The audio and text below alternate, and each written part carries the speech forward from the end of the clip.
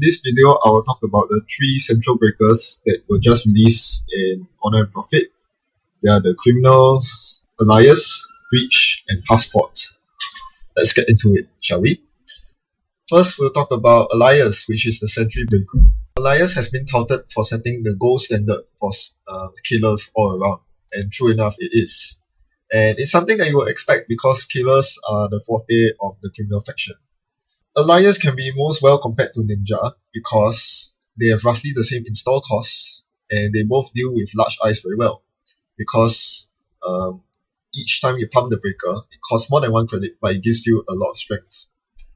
The big difference with Ninja lies in 2 factors. Firstly, it handles the big threatening program thrashing eyes for roughly the same cost. This you cannot say for Ninja, because for Ninja it costs 10 to break Archer. Alias, on the other hand, requires only 7 credits to break the most threatening of program thrashers, which is Ichi 2.0, which you don't see play that much often.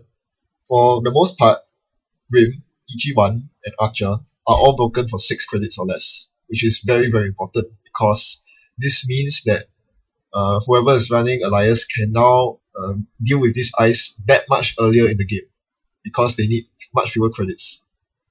Consider that Alias also costs 1 less to install than Ninja. So when you think of the amount of money needed to get through an ice for the first time, Alias does a way better job than Ninja. And it can handle the small ice really well. Ice like Caduceus and most of the Jinteki ice, like Nero Katana and all those listed here.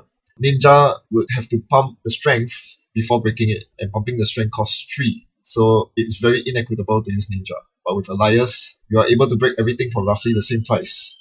So all in all, Alias is a very good icebreaker. Of course, the central only is a huge drawback that you have to consider when including it, but otherwise it's a very solid play. And I can see it synergizing extremely well with Faerie, which is also in the same faction, using Faerie for the remotes and Alias for everything else for efficient breaking. Alias is definitely very strong. You'll definitely see it sometime or another. Next, we'll move on to Passport. Passport is the central only decoder.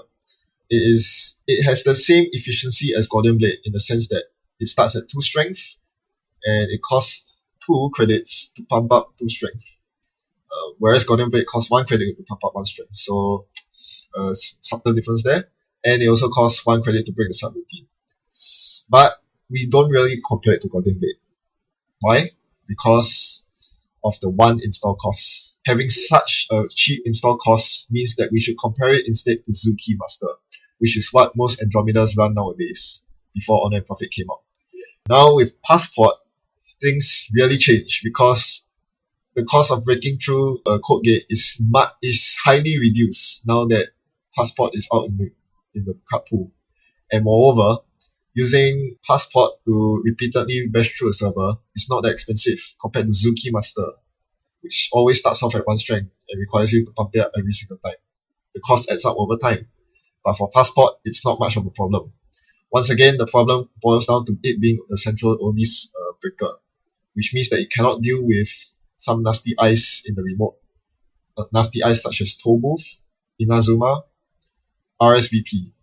These are legitimate concerns, and these code gates will often appear in remotes. So whether Passport is viable or not, that really is up to you, and most importantly, how you deal with code gates in remotes.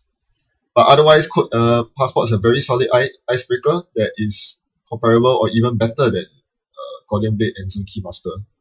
If you are playing Criminal and are staffed of Influence, Passport is something that you should strongly consider including in your deck as a decoder.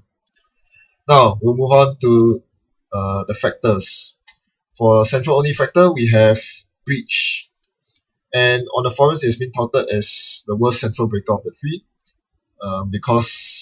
If only because Corroder is just too good. But is that really the case? I did an extensive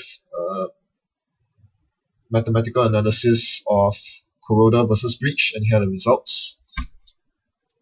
In the colorful table, the color scheme represents how good Breach is at breaking a barrier compared to Corroder.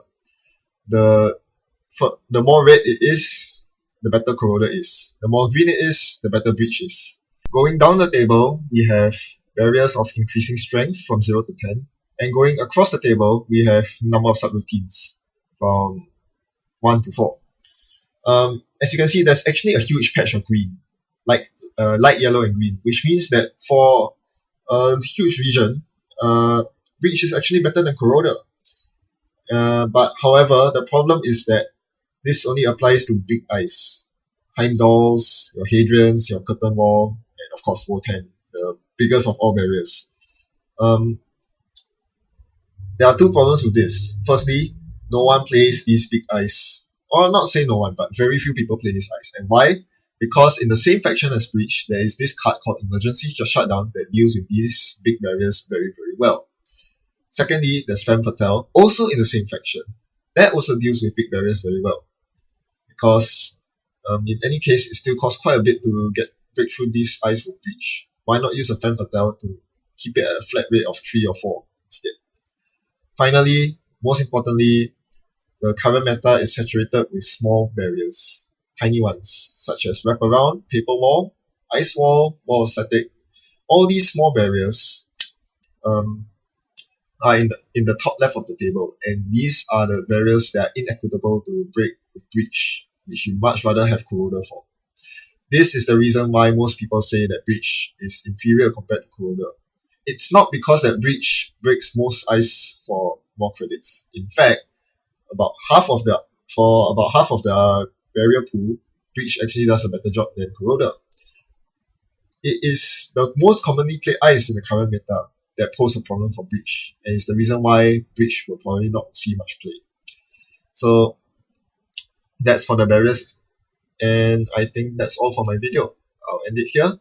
Thanks for watching, and hopefully you won't be too caught off guard when you're playing as a quad and see some central only breakers on the table, because we are very used to calculating the amount of credits it costs for someone to get through with a corroder or a golden blade or a Zuki master.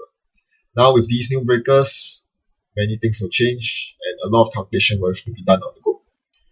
So get used to it, have fun, and happy net running.